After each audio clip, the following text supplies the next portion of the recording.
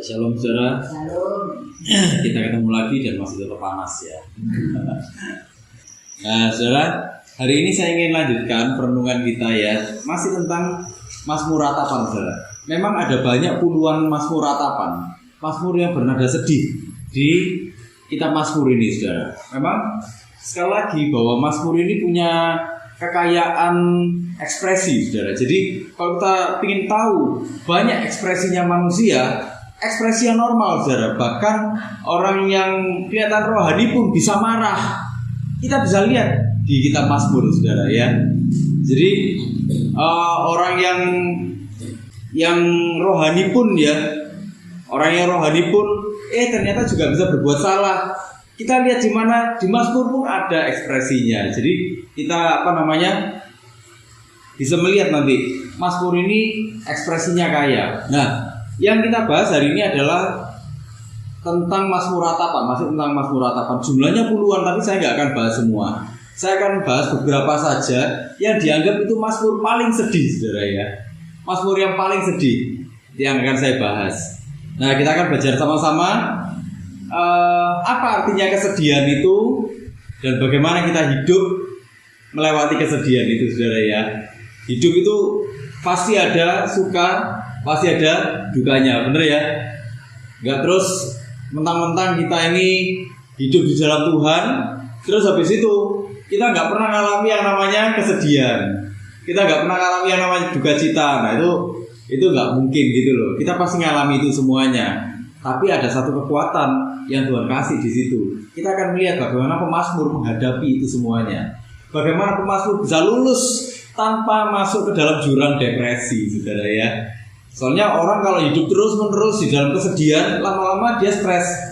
Kalau hidup terus stres, saudara ya, lama-lama dia bisa jadi depresi, saudara. Ya kan? Kalau depresi diterus-teruskan, nanti lama-lama bisa jadi gila, saudara ya. Nah, kita akan lihat sama-sama bagaimana pemazmur lolos dari itu semuanya, saudara. Ya, saya akan ajak kita merenungkan dari Mazmur pasal 42, saudara. Sebenarnya ini nyambung dengan Mazmur 43. Jadi ini sambungan langsung, cuman kita baca di Mazmur 42 saja, saudara ya. Kalau sudah dapat, ya saya akan bacakan ya untuk kita semuanya. Mazmur 42 untuk pemimpin biduan, nyanyian pengajaran Bani Korah. Seperti rusa yang merindukan sungai yang berair, demikianlah jiwaku merindukan Engkau ya Allah. Jiwaku haus kepada Allah yang hidup. Bilakah aku boleh datang melihat Allah? Air mataku menjadi makananku siang dan malam. Karena sepanjang hari orang berkata kepadaku, di mana Allahmu? Inilah yang hendak ku ingat, sementara jiwaku gundah gulana. Bagaimana aku berjalan maju dalam kepadatan manusia, mendahului mereka melangkah ke rumah Allah dengan suara sorak-sorai dan nyanyian syukur dalam keramaian orang-orang yang mengadakan perayaan. Mengapa engkau tertekan hai jiwaku dan gelisah di dalam diriku? Berharaplah kepada Allah, sebab aku akan bersyukur lagi kepadanya, penolongku dan Allahku. Jiwaku tertekan dalam diriku, sebab itu aku teringat kepadamu dari tanah sungai Yordan dan pegunungan Hermon, dari gunung Misar. Samudra raya berpanggil-panggilan dengan deru air terjunmu. Segala gelora dan gelombangmu bergulung melingkupi aku. Tuhan memerintahkan kasih setianya pada siang hari, dan pada malam hari aku menyanyikan nyanyian, suatu doa kepada Allah kehidupanku. Aku berkata kepada Allah, gunung batuku, mengapa engkau melupakan aku? Mengapa aku harus hidup berkabung di bawah impitan musuh? Seperti tikaman maut ke dalam tulangku, lawanku mencela aku sambil berkata kepadaku sepanjang hari, di mana Allahmu? Mengapa engkau tertekan hai jiwaku, dan mengapa engkau gelisah di dalam diriku? Berharaplah kepada Allah, sebab aku bersyukur lagi kepadanya, penolongku dan Allahku. Saudara, kita pernah bahas ini ya, Mazmur 42. Tapi dari sudut pandang Mazmur pengajarannya.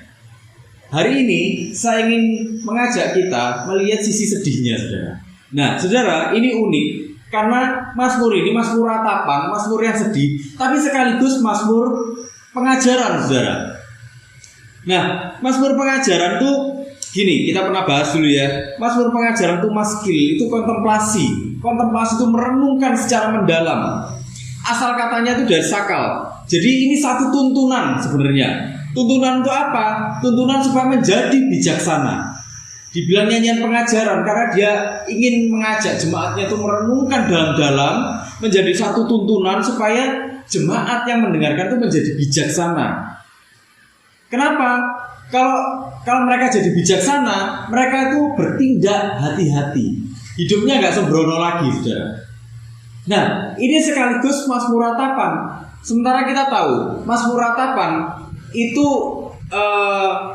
membantu kita untuk apa? Mengelola konflik di dalam iman kita, saudara. Ya, kita mengiring Tuhan, iman kita itu pasti nggak baik-baik aja. Iman kita pasti ada naik turunnya gini. Ya, saudara kalau lihat di YouTube atau waktu hari Sabtu ya, kita merenungkan tentang Abraham, itu bapak orang beriman, saudara. Ya, bapak orang beriman imannya itu bisa naik turun gini, saudara. Bayangkan itu bapak orang beriman loh, saudara. Ya kan? Ada konflik di dalam imannya, ada konflik di dalam rasa percayanya kepada Tuhan, dan itu sesuatu yang wajar. Kita manusia yang tidak sempurna, hidup di dalam dunia yang tidak sempurna, ya kan? Ada banyak tekanan. Kadang-kadang kita mulai imannya down, gitu loh. Apalagi waktu kita doa gak dijawab-jawab, misalnya, ya kan? Kita mulai down. Nah, Mazmur Ratapan itu membantu kita untuk apa? Untuk mengatasi konflik iman itu. Nah, saya melihat ini jadinya gini, saudara. Ini bukan hanya mengajak kita untuk merenung dalam-dalam, bukan hanya mengajak kita untuk berhati-hati, berwawasan, ya, bukan hanya mengajak kita untuk menjadi bijaksana, tapi karena kita bijaksana, kita juga bisa mengelola konflik di dalam iman kita, saudara. Ya, jadi ini tujuannya pemazmur. Dia mengalami ini, dia tuliskan. Kalau saudara tahu, ini yang nulis Korah dari Bani Korah. Korah itu siapa? Korah itu orang yang pernah memberontak terhadap Musa dan dihukum sama Tuhan, gitu ya. Tapi anak-anaknya dibiarkan hidup sama Tuhan, dan anak-anaknya jadi musisi-musisi, jadi penyanyi-penyanyi, jadi pelayan-pelayan di bait Allah. Mereka ciptakan lagu-lagu yang luar biasa di sini ya. Nah, saudara, itulah nyanyian pengajaran sekaligus nyanyian ratapan. Saya juga melihat pada akhirnya apa? Dalam kesedihan yang paling mendalam sekalipun, saudara, ya, selalu ada ruang untuk membentuk kita menjadi bijaksana. Jadi, saudara, kalau kita lagi ngalami ini sesuatu yang menyedihkan, itu jangan cepat-cepat istilahnya tuh berburuk sangka sama Tuhan, gitu loh. Berburuk sangka sama Tuhannya tuh gini, Tuhan kejam sama aku, enggak. Tapi dari nyanyian pengajaran sekaligus ratapan ini, kita bisa melihat bagaimana sebenarnya kesedihan itu bahkan dipakai Tuhan itu untuk membentuk hati kita, gitu loh, saudara. Membentuk hati kita menjadi bijaksana sesuai dengan keinginannya Tuhan, sesuai dengan hatinya Tuhan. Nah, jadi saudara, inilah tujuan dari Mazmur pengajaran ini sekaligus Mazmur ratapan ini. Jadi ini Mazmur yang unik sebenarnya. Nah, Mazmur ini ditulis dalam masa pembuangan, saudara. Jadi nanti kita akan lihat sedihnya itu bagaimana sih. Jadi waktu orang-orang Yahudi dibuang keluar dari Yerusalem, saudara. Nah, disitulah Mazmur ini mulai ditulis. Jadi nanti kita akan melihat dari keseluruhan rangkaiannya bahwa ini adalah satu ratapan pribadi yang penekanannya itu ada pada percaya penuh kepada Tuhan. Sekalipun kita ditekan habis-habisan, sekalipun situasi itu membuat kita itu seolah-olah berpaling dari Tuhan itu enak, tapi kita tetap akan percaya teguh sama Tuhan. Nah, nanti seluruh rangkaiannya itu berakhir di situ. Ada tekanan, tapi tetap memilih percaya. Ya, gitu, saudara ya. Nah, saudara, saya akan mulai dari sini. Dari ayat yang kedua, dibuka dengan indah sekali. Seperti rusa yang merindukan sungai yang berair, demikianlah jiwaku merindukan Engkau ya Allah. Dibuka dengan penggambaran rusa yang rindu. Rindu itu yang bagaimana? Rindu itu arak. Arak itu gini, arak itu mengharapkan. Jadi jiwanya si pemazmur ini seperti rusa yang dia merindukan air. Merindukan itu yang bagaimana? Dalam konteksnya ini, arak itu gini. Jadi Dia mengharapkan, sangat-sangat dia mengharapkan. Gak berhenti-berhenti dia mengharapkan, terus berulang dia mengharapkan. Bukan cuma mengharapkan, tapi sebenarnya dia memohon.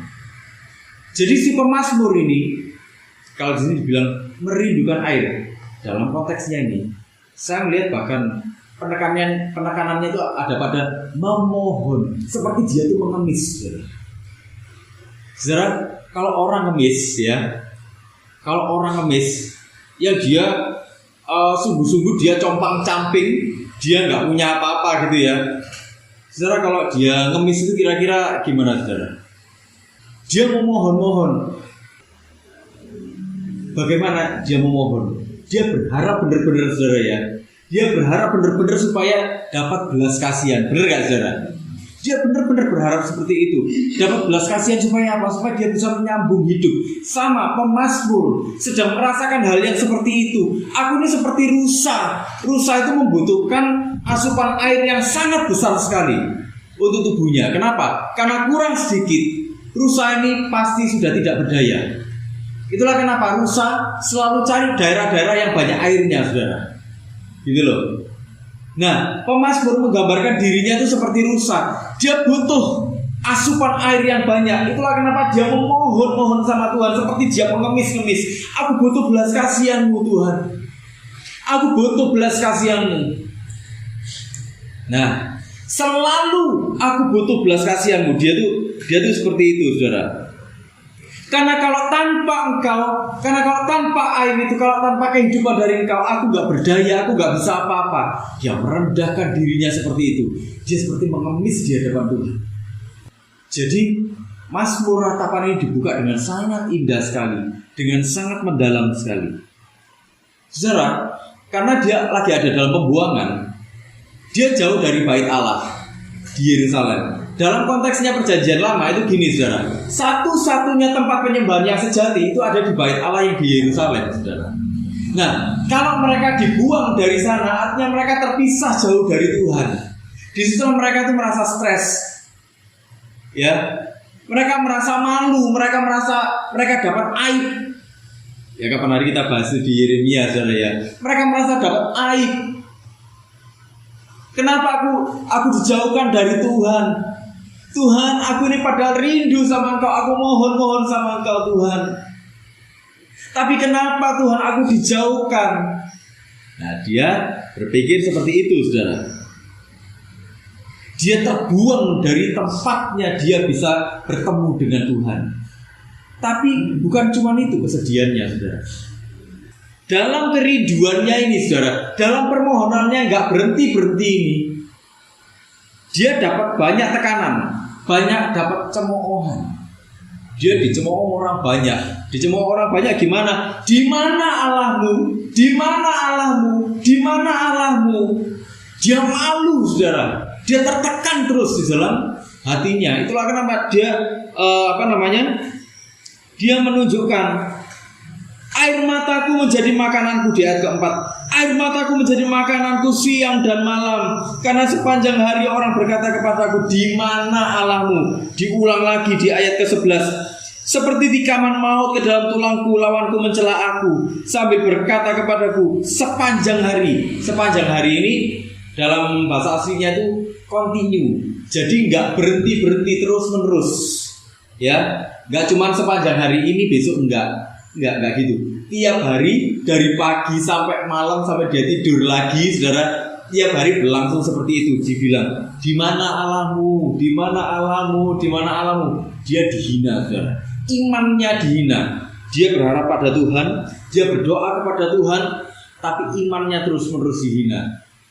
Setelah dia jauh dari tempat penyembahan, dia dihina lagi. Jadi sebenarnya apa yang dia alami waktu itu, jadi dia dibuang jauh, ya, dia dihina orang, dia punya aib, dia merasa dia dapat aib, dia merasa bebannya itu berat. Itu yang dia rasakan. Hinaan-hinaan itu menyakitkan dia. Dia tertekan. Dibilang, mengapa engkau tertekan hai jiwaku dan gelisah di dalam diriku, di ayat ke-6. Diulang lagi di ayat ke-12, mengapa engkau tertekan hai jiwaku dan mengapa engkau gelisah di dalam diriku. Saudara, dalam bahasa Ibrani, kalau itu sampai diulang, artinya apa? Artinya itu sesuatu yang penting, artinya itu sesuatu yang mendapatkan penekanan yang besar. Gitu saudara. Ya. Artinya dia benar-benar tertekan, dia benar-benar sedih. Tertekannya itu bagaimana? Tertekannya itu Saka itu, jadi dia ini terus menerus, gak berhenti, dia putus asa. Gak cuma dia putus asa, dia tenggelam di dalam depresi. Nah, jadi tindakannya dia itu tindakannya orang stres, saudara. Dia sampai seperti itu. Mengapa engkau stres? Mengapa engkau berbuat seperti orang stres? Bukan seperti orang stres saja, tapi mengapa engkau bertindak sebagai orang yang stres? Ini pemazmur ini lagi mengeluh seperti itu sama Tuhan. Pernah nggak kita mengalami stres, saudara? Pernah semua ya? Pernah ya, saudara? Kita nggak usah mengeluhnya terlalu dalam, ya, karena di Alkitab pun ada yang seperti itu, saudara. Jadi dia sudah merasakan yang namanya tenggelam di dalam depresinya. Bayangkan ini orang tenggelam di dalam depresinya. Saudara pernah lihat orang stres dan depresi, saudara? Pernah? Tingkahnya aneh-aneh kan, saudara? Mungkin dia pun seperti itu, gitu loh. Mungkin dia pun seperti itu, tidur gak tenang, gak bisa tidur, ya kan? Karena kepikiran, asam lambungnya kumat terus asam lambungnya, ya kan? Kepalanya pusing, ya kan? Uring-uringan terus, marah-marah.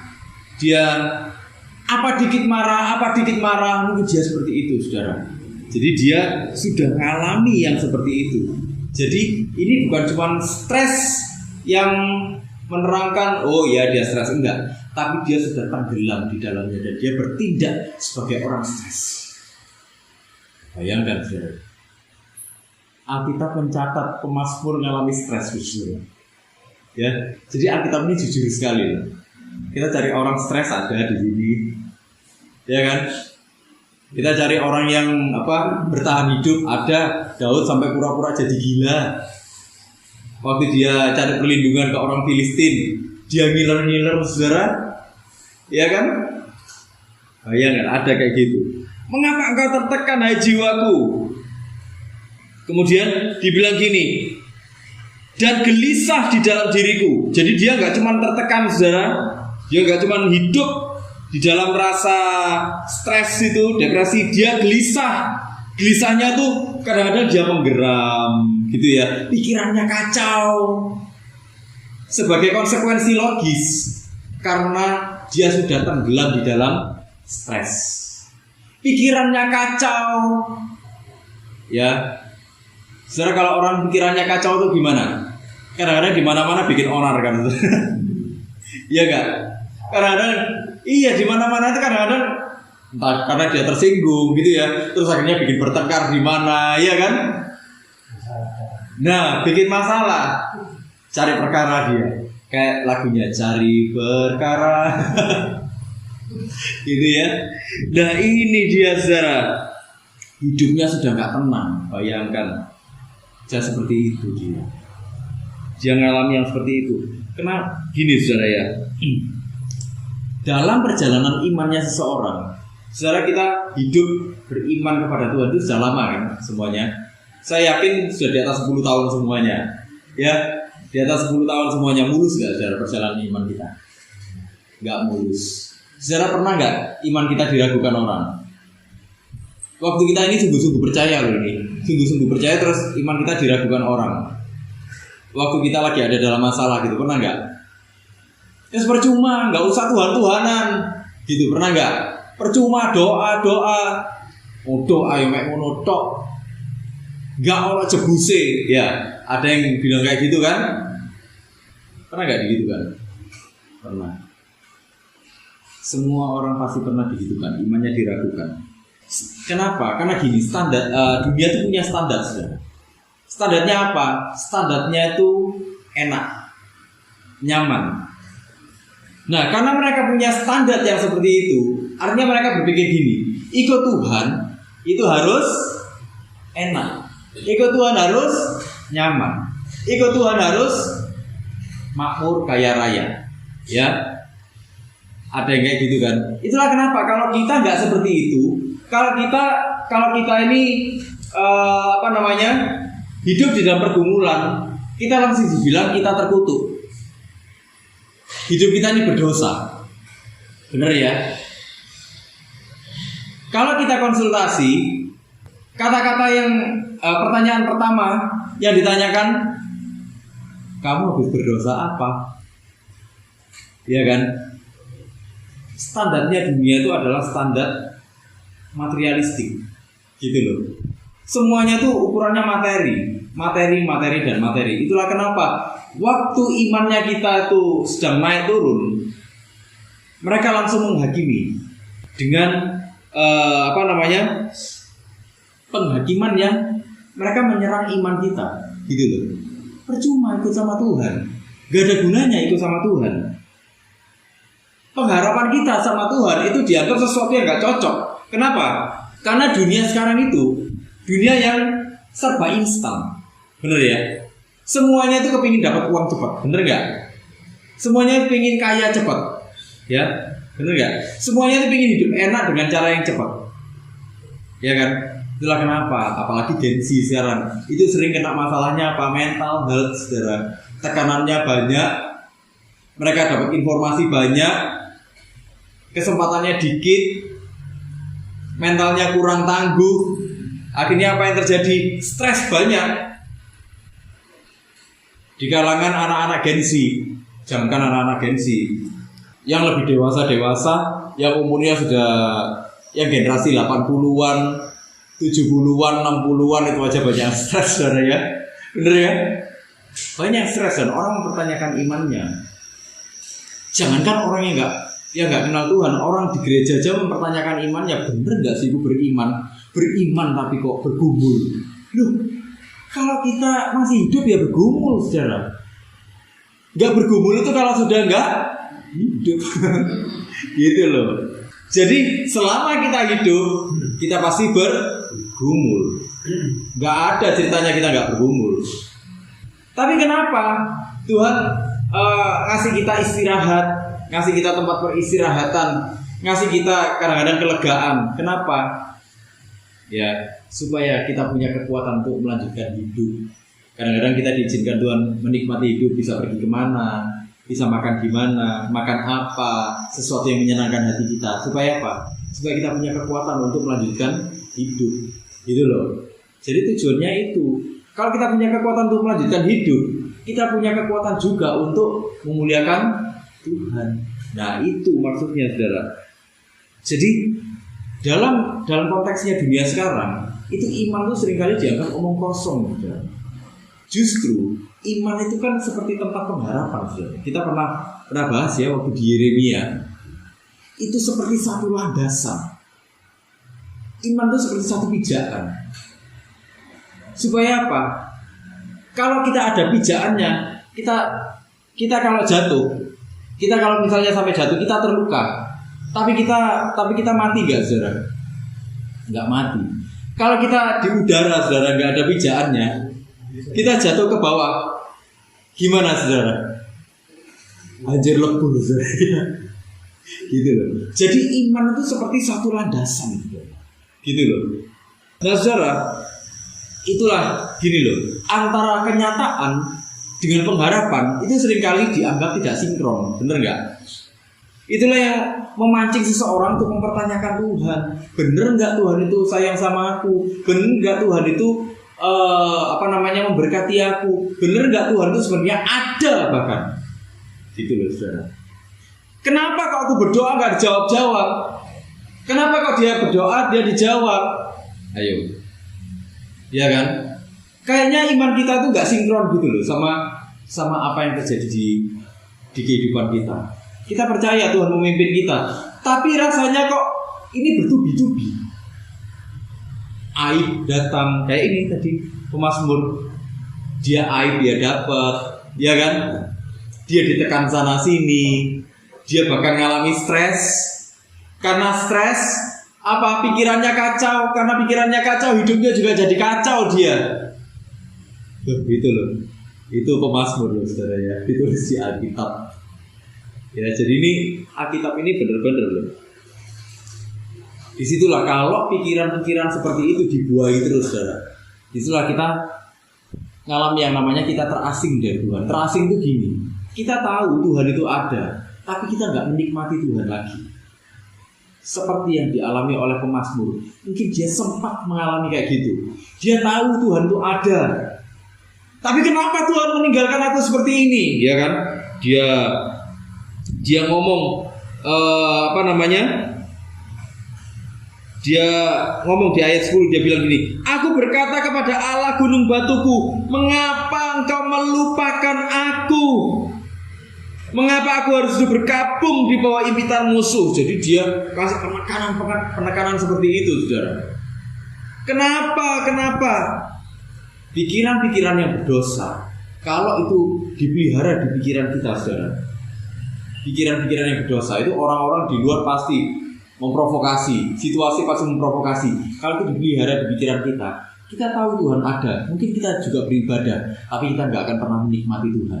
Dan kalau kita nggak menikmati Tuhan, kita nggak akan pernah menikmati apapun di dalam dunia ini. Diberkati bagaimanapun, diberkati melimpah pun, kita tetap akan merasa kurang. Tapi lihatlah orang-orang yang bahkan seorang janda miskin, saudara. Ya, kisah janda miskin, bagaimana dia masukkan persembahan ya, masukkan persembahan di tempat persembahan di bait suci, dibandingkan dengan orang-orang kaya yang ngasih persembahan. Tuhan bilang apa? Dia lebih berarti, gitu loh. Apa dia nggak butuh uang waktu itu?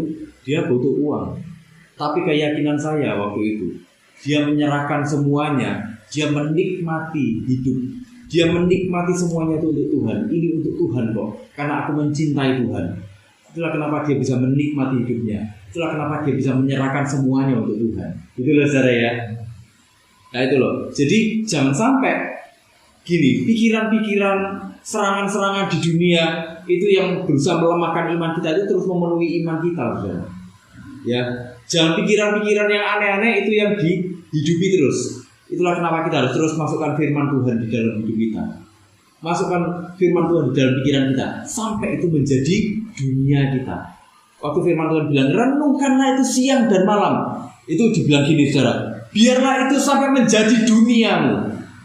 Ya, biar itu sampai menjadi duniamu. Waktu firman Tuhan itu bilang kayak gini, semua yang baik, semua yang suci, semua yang sudah didengar, ya, pikirkanlah semuanya itu. Firman Tuhan lagi ngomong, semuanya itu biarlah itu menjadi duniamu.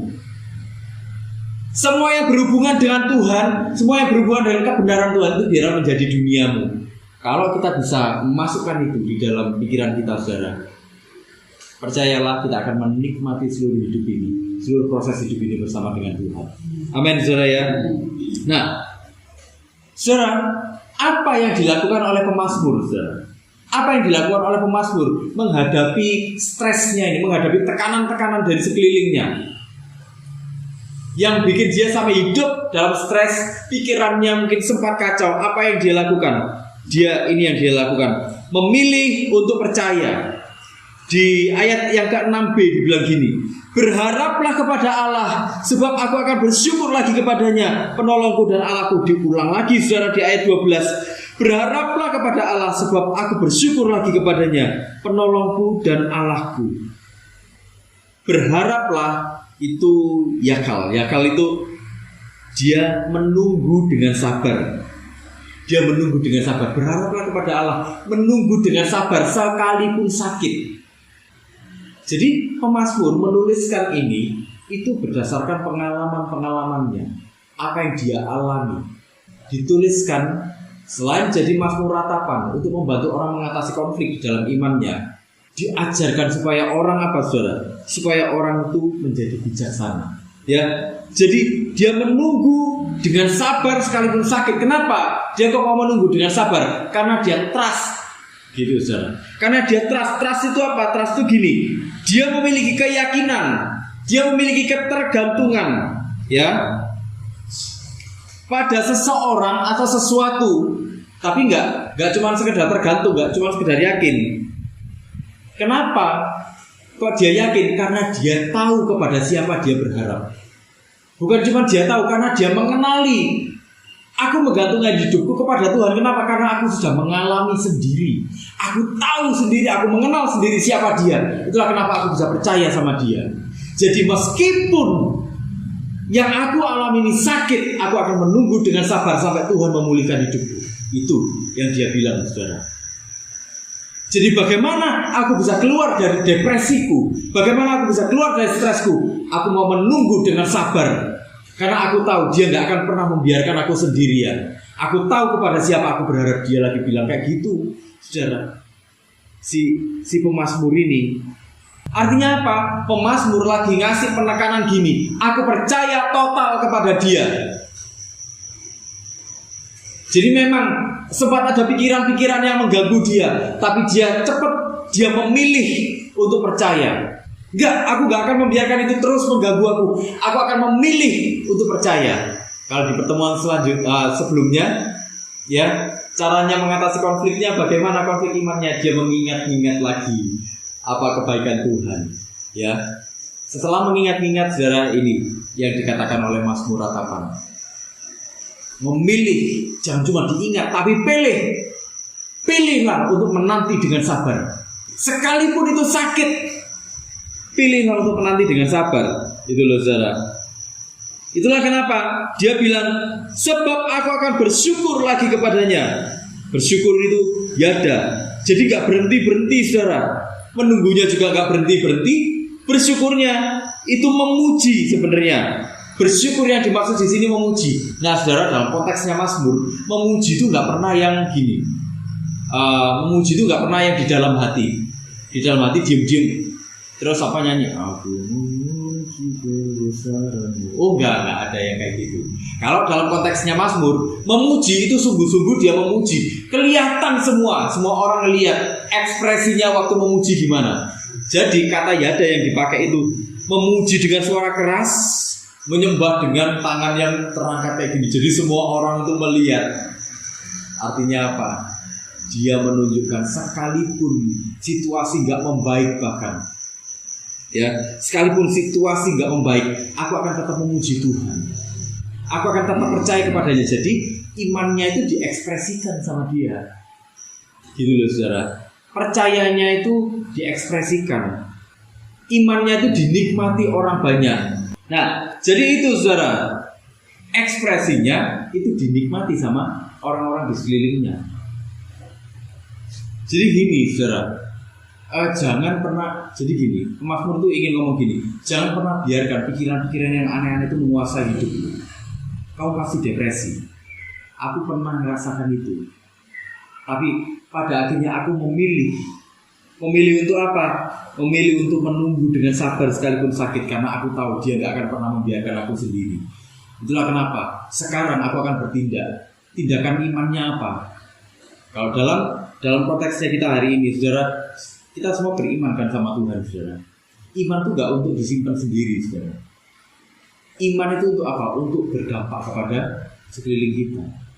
Jadi Pemazmur lagi ngomong gini, kalau kamu menyadari Allah, kamu gak akan terasing. Kamu akan menikmati Tuhan. Kesadaran tentang Allah itu adalah tentang keputusanmu. Jangan cuma diingat-ingat kebaikannya Tuhan, tapi putuskan kepada siapa kamu berkomitmen. Putuskan sama siapa kamu mau berjalan dalam sisa hidupmu ini. Gitu loh. Jadi Pemazmur itu lagi ngomong kayak gitu, saudara. Percayalah bahwa Allah itu mengendalikan segala sesuatu. Kamu cuma tinggal milih aja, milih yang mana, gitu loh. Allah tidak akan pernah mengecewakanmu. Allah akan menguatkanmu. Pilihlah ikut Tuhan. Nah, dia lagi ngomong kayak gitu. Supaya apa? Supaya kau bebas dari depresinya. Supaya kau gak hidup dalam stres.